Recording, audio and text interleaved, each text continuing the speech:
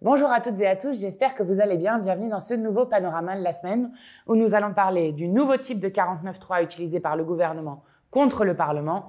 Nous allons parler de la COP30, nous allons parler de l'interdiction d'un colloque de recherche au Collège de France et nous allons parler de notre niche parlementaire générique.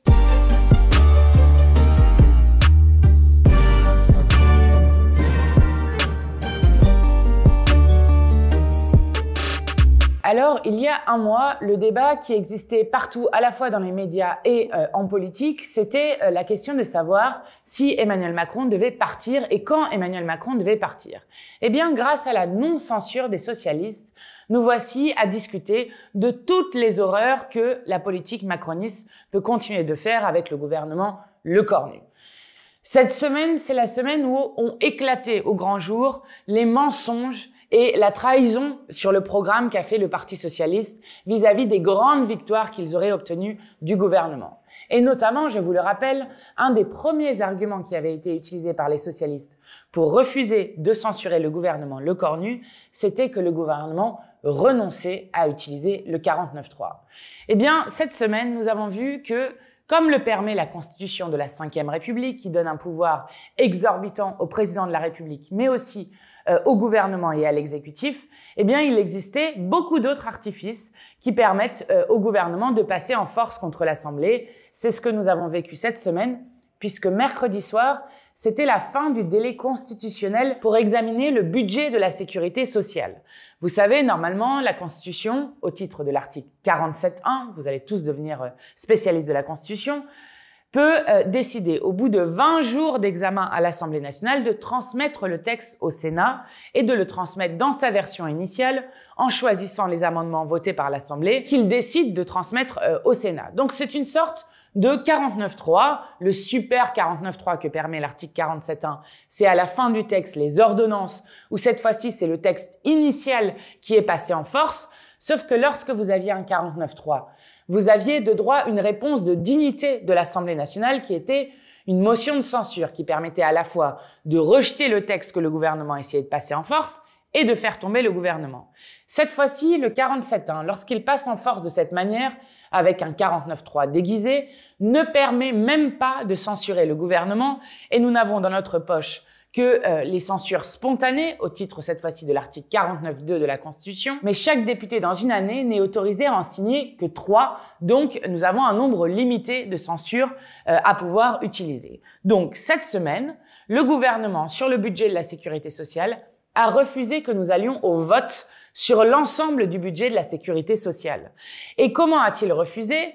Donc, mercredi soir à minuit, c'était la fin du délai constitutionnel. Encore une fois, le gouvernement peut transmettre, mais n'est pas obligé de transmettre. Et donc, nous avions demandé soit à ce qu'on ouvre les séances lundi, puisqu'on avait siégé de lundi à dimanche de la semaine dernière, et qu'on ouvre ce lundi pour faire en sorte d'avoir les quelques heures supplémentaires qui nous permettaient de terminer le texte, soit qu'on fasse une prolongée dans la nuit, c'est-à-dire après minuit, pour arriver au bout des 150, 200 amendements qu'il restait, c'est-à-dire à peine 2, 3, 4 heures peut-être, pour pouvoir faire en sorte d'arriver au texte final et de voter. Le gouvernement l'a refusé et donc a transmis le texte au Sénat par ce 49.3 déguisé. Dans cela, il a été aidé par les socialistes qui ne veulent pas avoir à voter pour le budget de la sécurité sociale. Je rappelle qu'il y a un principe dans l'Assemblée et dans la vie démocratique et parlementaire. Lorsque vous votez pour les budgets, alors vous êtes dans la majorité en soutien au gouvernement. Lorsque vous votez contre les budgets, alors vous êtes des opposants à ce gouvernement. Et ce qui s'est passé la semaine dernière, où le seul vote que nous avons eu sur le budget de la sécurité sociale était sur la partie recettes. Vous savez, à chaque fois, on examine d'abord les recettes, puis ensuite les dépenses. Le seul vote sur la partie recettes, nous avons évidemment voté contre, puisqu'il y avait 12 milliards d'euros de coupes dans la santé dans ces recettes, ce qui est inacceptable pour nous. Et le Parti socialiste a voté pour, les écologistes se sont massivement abstenus et le Parti communiste s'est lui aussi massivement abstenu en disant qu'il voulait justement avoir les débats sur la suite pour mettre en scène les grandes victoires dont je vous parlerai juste après du Parti socialiste, notamment sur la fausse suspension de la réforme des retraites. Donc, tous ceux qui ont voté abstention, ou encore pire, pour, comme l'a fait le Parti socialiste, applaudi avec les macronistes qui se levaient pour applaudir Guedj lorsqu'il expliquait qu'ils allaient voter pour, eh bien, tous ceux-là ont voté sur un budget qui était le seul vote que nous pouvions avoir pour rejeter ce budget de la sécurité sociale, qui est une horreur absolue, puisque dedans, on trouve toujours, par exemple, la division par 3 de la durée d'indemnisation pour les maladies longue durée, lorsque vous avez par exemple un glaucome, lorsque vous avez par exemple de l'arthrite, lorsque vous avez une dépression sévère, etc., etc., que vous retrouvez dans ce budget la question à la fois de la sous-indexation des retraites pendant 4 années pour les retraités, mais aussi l'augmentation du tarif des mutuelles, et on pourrait continuer sur toutes les horreurs qu'il y a dedans. Donc le seul vote qui permettait de rejeter ce budget, c'est le vote où nous avons voté contre et où les autres se sont abstenus ou ont voté pour, comme le Parti socialiste. Et là, sur le budget de l'État, ils sont en train de nous refaire la même chose. Pourquoi ? Nous avions commencé la partie 1, justement sur les recettes du budget de l'État, avant de nous attaquer au budget de la sécurité sociale. Désolé, c'est un peu complexe, mais c'est pour que vous compreniez la mécanique et la manière dont ça fonctionne et la manière dont le gouvernement est en train de rouler sur l'Assemblée nationale. Donc, on avait d'abord commencé, on s'est arrêté pour faire le PLFSS, c'était constitutionnel, on était obligé, et là, on reprend la partie 1. Nous voulons au moins qu'on puisse voter la partie 1 pour pouvoir s'opposer aux recettes de l'État avec les milliards de coupes que veut faire ce gouvernement sur l'ensemble du peuple de France. Donc on reprend et il y a à peu près 2500 amendements restants. Lorsque nous avons été en conférence des présidents, tous les mardis, nous sommes en conférence des présidents pour organiser les travaux de l'Assemblée. C'était ouvert de mercredi jusqu'à dimanche minuit, en reprenant ensuite le lundi. Eh bien, d'un coup, sur demande du Rassemblement national, mais aussi des macronistes et de la droite, d'un coup, ils ont décidé qu'ils n'ouvriraient pas ce week-end et donc ils nous privent de quasiment 23 heures de débat, puisque nous siégeons 11h30 à la fois le samedi et 11h30 le dimanche, qu'ils nous privent de 23 heures de débat, en espérant ainsi que nous n'ayons pas le temps la semaine dernière d'arriver au bout du texte de la partie 1, donc au bout des amendements de la partie 1, et qu'il n'y ait même pas un seul vote sur le budget pour pouvoir, comme sur le budget de la sécurité sociale, passer en force, le transmettre au Sénat et ainsi ne pas avoir un seul vote sur cette partie-là. Donc vraiment, chapeau aux grands artistes qui se sont dit qu'il ne fallait pas censurer le gouvernement Le Cornu et que c'était une bonne idée de laisser Emmanuel Macron continuer sa politique de malheur parce que ce gouvernement avait abandonné le 49.3. La réalité, c'est qu'ils font pire qu'un 49.3, c'est-à-dire que ils passent directement les textes au Sénat, où là, c'est Retailleau et ses amis, puisque c'est eux qui ont la majorité au Sénat, qui feront le sale boulot pour enlever toutes les choses que nous avions réussi à faire voter, par exemple la taxe qui rapporte 26 milliards pour que les multinationales payent réellement l'impôt en France des activités qu'elles réalisent en France, puisque je rappelle que les multinationales aujourd'hui payent moins que les petites et moyennes entreprises en termes d'impôts. Donc, ils vont enlever tout ça. Ensuite, il y aura la commission mixte paritaire dans laquelle les macronistes et la droite sont majoritaires.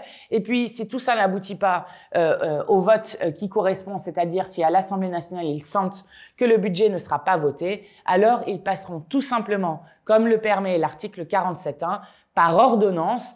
Et je rappelle qu'une ordonnance est un texte administratif, donc nous ne pouvons même pas faire de recours au Conseil constitutionnel. Et ainsi, ils auront un budget, grâce notamment au Parti socialiste, qui n'aura jamais été voté par l'Assemblée nationale. Et nous, évidemment, nous déposerons une censure avant qu'ils puissent utiliser les ordonnances pour empêcher ce gouvernement d'imposer le pire budget qu'on ait vu au XXIe siècle. Donc, l'enjeu de ce qui est en train de se passer, c'est donc un gouvernement qui utilise toutes les prérogatives de la Ve République pour juste écraser la représentation nationale, et ce, sous les applaudissements des socialistes, et aidé régulièrement par son assurance vie, qui est le Rassemblement national. Alors cette semaine, c'était aussi, et c'est pour ça que les socialistes avaient voté pour la première partie, qu'ils ont mis la pression sur les écologistes et les communistes pour s'abstenir, c'est parce qu'ils voulaient mettre en scène leur grande victoire sur la fameuse suspension de la réforme des retraites. Peut-être avez-vous vu dans tous les médias qui titrent « L'Assemblée nationale a suspendu la réforme des retraites ». Ceci est absolument faux. Il faut comprendre qu'aujourd'hui, au vu du calendrier d'application de la réforme Borne, de la retraite à 64 ans, normalement, aujourd'hui, ceux qui partent en ce moment partent à 62 ans et 9 mois. S'il y avait eu une suspension de la réforme des retraites, on aurait inscrit dans la loi tout le monde part à 62 ans et 9 mois et ensuite il y aurait eu l'élection présidentielle et selon l'élection présidentielle, eh bien, ils auraient dû modifier la loi. Nous, par exemple, on aurait abrogé la retraite à 64 ans ou à 62 ans et 9 mois et on serait revenu à la retraite à 60 ans car nous restons fidèles à la promesse que nous avions faite à l'époque de la mobilisation, je le rappelle, de millions de manifestants et de grévistes de l'ensemble des syndicats et de l'Assemblée nationale qui avait refusé de voter pour la retraite à 64 ans, d'où l'utilisation du 100e 49.3 de la Ve République pour passer en force ce vol de 2 ans de vie du peuple de France. Donc, ce n'est pas une suspension, c'est un décalage. Et donc, c'est la première fois à l'Assemblée nationale qu'il y a eu un vote sur la retraite à 64 ans. Puisque, comme ça n'avait jamais été voté en 2023, quand ça a été passé en force contre l'immense majorité du peuple de France, le seul vote qui a eu lieu à l'Assemblée nationale, c'est celui qui a eu lieu sur la fameuse suspension, qui est en fait uniquement un décalage d'1 an du calendrier d'application de la réforme Borne, c'est-à-dire qu'on acte, il est marqué dans l'article qui a été voté, que c'est la retraite à 64 ans, mais pas pour la génération 1968, mais pour la génération 1969 et toutes celles qui viendront derrière. Donc, ce qu'ont fait les socialistes, c'est de donner une légitimité démocratique à une réforme qui n'avait aucune légitimité démocratique et qui avait été passée en force, en plus d'avoir été battue largement dans les urnes, notamment aux législatives dernières de 2024. Donc c'est évidemment un enfumage complet. Je le dis aussi parce que c'est nous qui décryptons tout dans ce budget. C'est nous qui avions par exemple remarqué et fait sortir le fait que les personnes en carrière longue n'avaient même pas accès à ces 3 mois supplémentaires qu'ils voulaient faire. Et surtout, en plus de ne pas suspendre la réforme des retraites, mais de valider et de cautionner la retraite à 64 ans, ça se fera sur le dos de tout le monde puisque ce seront les retraités qui auront leur pension de retraite qui vont baisser pendant 4 ans avec la sous-indexation. Ça se fait au prix de l'augmentation d'une taxe sur les mutuelles, donc au prix de l'augmentation des prix sur les mutuelles pour des millions de Français dans ce pays et au prix d'économies énormes qui sont faites sur la santé. Et donc, évidemment, nous avons voté contre, les communistes ont voté contre et c'est grâce au vote pour des socialistes, des écologistes et du Rassemblement national que ce décalage de la réforme des retraites est passé, ce qui est une honte absolue et ne représente en rien une victoire et encore moins une victoire aussi grande que l'abandon du CPE, comme ne cesse de le répéter le Parti socialiste. Et vous verrez que sur tous les sujets, le Parti socialiste explique qu'ils ont obtenu des grandes victoires. Je rappelle que ces victoires souvent sont temporaires puisqu'elles seront dégagées par Retailleau et ses amis au Sénat et que à la fin, s'ils passent par ordonnance le gouvernement, alors ces victoires disparaîtront tout simplement puisque le gouvernement a choisi de mettre en place, dans le cadre d'une ordonnance, de prendre le texte initial, c'est-à-dire un texte dans lequel il n'y a pas ces pseudo-grandes victoires dont ils sont en train de parler, qui concernent peut-être 300 000, peut-être 400 000 personnes, mais pas plus, au détriment de millions d'autres qui vont devoir payer pour cela. Je le dis aussi d'autant plus que nous avons par exemple décrypté dans ce que faisait le gouvernement, et c'est nous qui avons sorti cette information-là, le fait que le gouvernement était par exemple en train de faire des économies sur la prime de Noël. Je vous en avais déjà parlé, mais la prime de Noël, c'est cette prime de fin d'année que touchent les personnes qui sont par exemple au RSA, donc qui touchent 650 € par mois et qui constituent 150 € par personne, 250 € si vous avez des enfants. Ils veulent enlever cette prime de Noël à l'ensemble des personnes qui n'ont pas d'enfants, les privant ainsi de la possibilité d'aller rejoindre leur famille en fin d'année, de faire juste un bon repas de fête en fin d'année, ou encore de pouvoir offrir un cadeau au neveu ou à la nièce. Bref, des petits bonheurs de la vie qui permettent de faire en sorte qu'on s'en sort un peu mieux à un moment où il y a des dépenses supplémentaires à la fin de l'année. Ça coûte 200 millions d'euros. Le gouvernement dit: si vous voulez qu'on n'enlève pas la prime de Noël à ces personnes-là, alors il faut nous trouver 200 millions d'euros d'économies à faire quelque part. Mais je vous rappelle juste que c'est vous qui avez refusé la taxe Zuckman. Taxe Zuckman qui rapportait entre 15 et 20 milliards, qui prenait juste 2% sur les patrimoines des ultra-riches. Et donc ceux qui refusent de taxer les ultra-riches sont en train de faire les poches aux plus pauvres de ce pays et à la majorité sociale du peuple, ce qui est évidemment inadmissible. Voilà par exemple ce qui va être permis par la non-censure du gouvernement Lecornu. De même, je vous donne juste un autre exemple pour que vous compreniez. Le Parti socialiste a dit qu'ils avaient obtenu une grande victoire avant le passage en force du budget de la sécurité sociale au Sénat, en disant que sur l'Ondam, donc c'est la trajectoire des dépenses de santé, ils avaient récupéré 1 milliard d'euros supplémentaires sur ces dépenses de santé. Donc ils ont dit, grande victoire, nous avons obtenu 1 milliard en plus.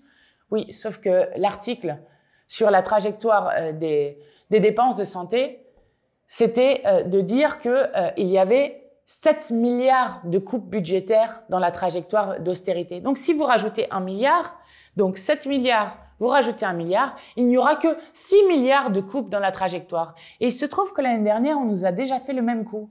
L'année dernière, le Parti socialiste a fait aussi victoire. Nous avons récupéré 1 milliard sur l'Ondam, donc cette trajectoire. Et il se trouve que juste après, 2 mois après, il y a eu un décret qui a juste gelé 1,1 milliard des dépenses qu'il devait y avoir dans l'Ondam, de l'objectif de dépenses.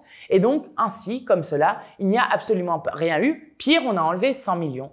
Et bien là, leur grande victoire, c'est 6 milliards de coupes sur la trajectoire des dépenses de santé, ce qui est absolument scandaleux. Bref, tout est comme ça. Et plus que jamais, nous devons faire en sorte de faire partir le gouvernement Lecornu et de remettre la question du départ d'un président de la République qui continue d'imposer coûte que coûte une politique qui est illégitime dans le pays.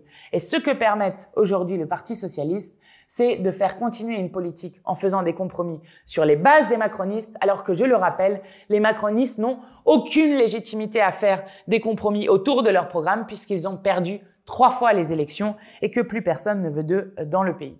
En tout cas, nous continuons la bataille pied à pied et la prochaine bataille, c'est celle sur le budget de l'État pour faire en sorte de pouvoir juste obtenir un vote. Et c'est quand même délirant que dans l'Assemblée nationale, on doive se battre pour que les parlementaires puissent juste voter une fois.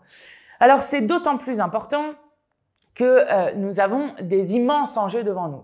Et en ce moment se tient la COP30 dont absolument personne ne parle dans les médias ou encore moins en politique, c'est-à-dire que c'est un enjeu qui est complètement absent, alors que la question, c'est celle de savoir si l'humanité peut survivre avec le seul écosystème qui est compatible avec la vie humaine. Ça se tient actuellement au Brésil et ce qui est intéressant, c'est de voir que jamais il n'y a eu autant de lobbyistes des énergies fossiles qui ont été autorisés dans cette COP, ce qui évidemment augure très mal de la suite, puisqu'il y a 1600 lobbyistes des énergies fossiles qui ont été autorisés dans cette COP30.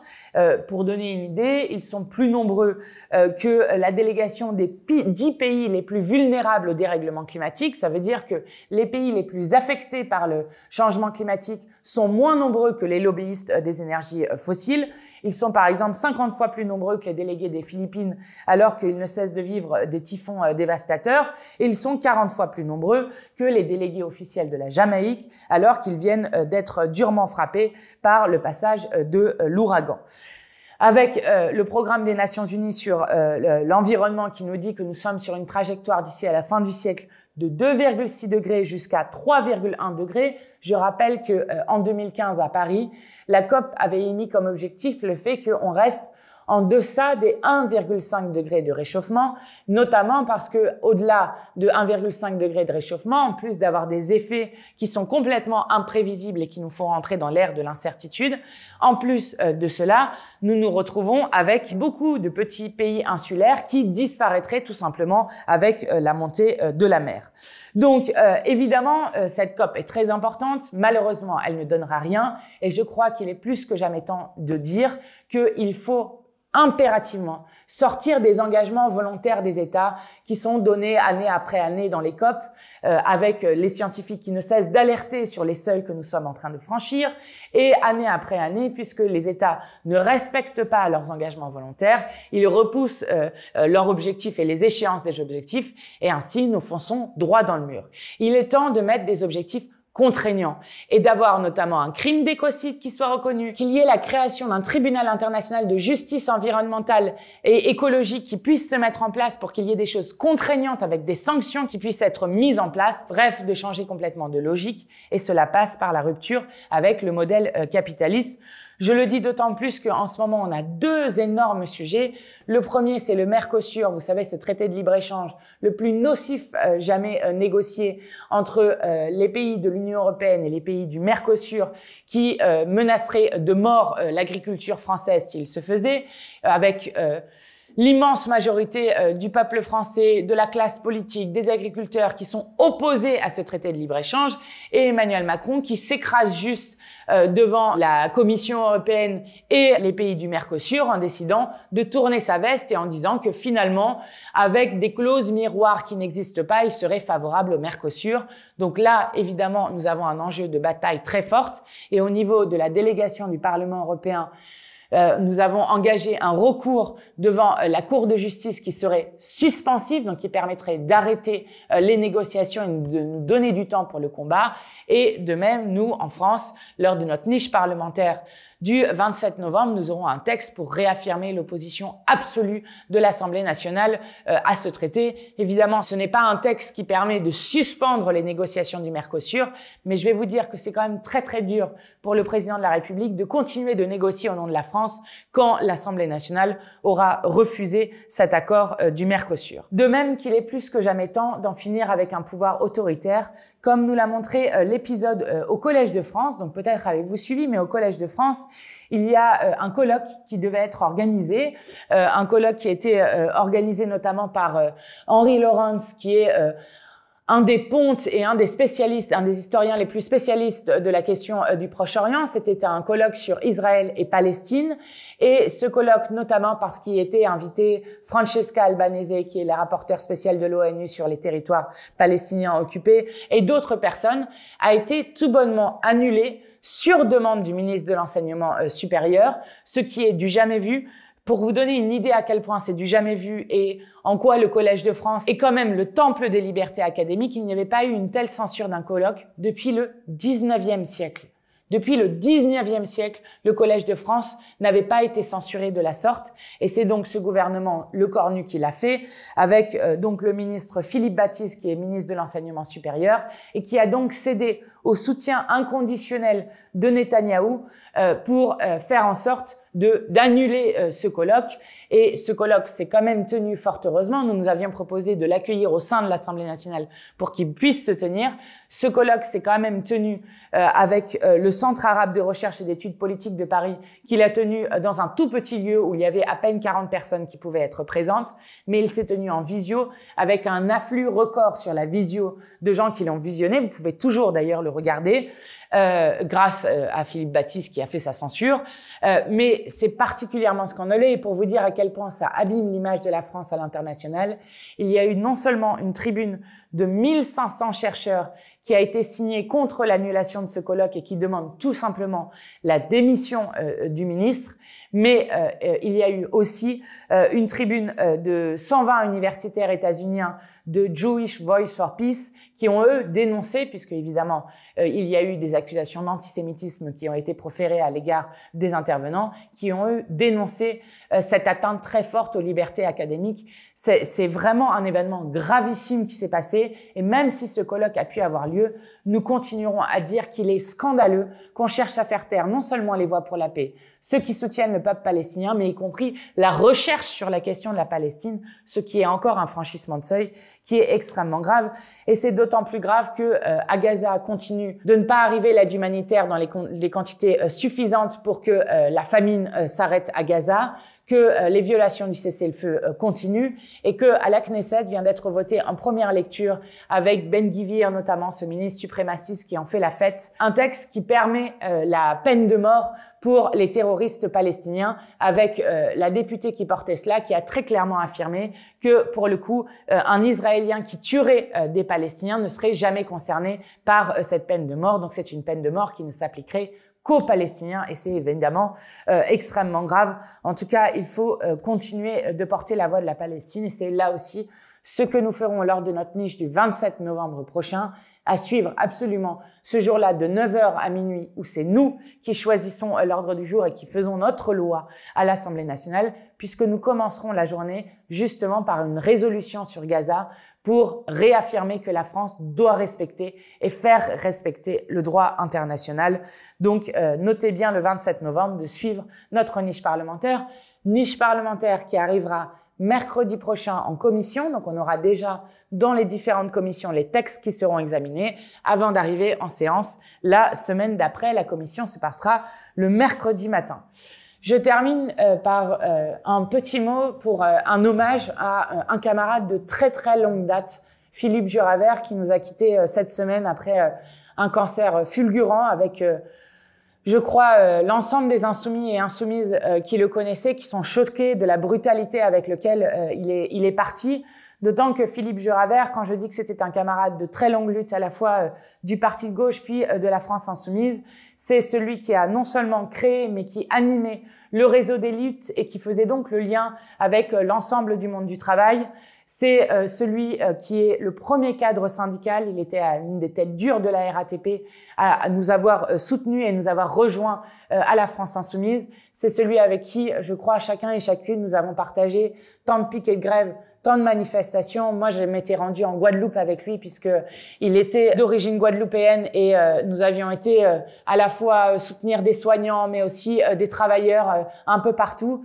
Et Philippe Juravert, c'était aussi celui qui avait été élu au Conseil régional. Et je veux dire d'abord, évidemment, nos pensées très très fortes à sa famille, à sa femme Olga et à sa fille Anouk, nos pensées à l'ensemble des camarades. Et plus que jamais, pour lui aussi, nous devons continuer ce combat. Donc, énorme hommage à Philippe Juravert qui va immensément nous manquer. Et c'est aussi pour lui que le combat continue. À la semaine prochaine.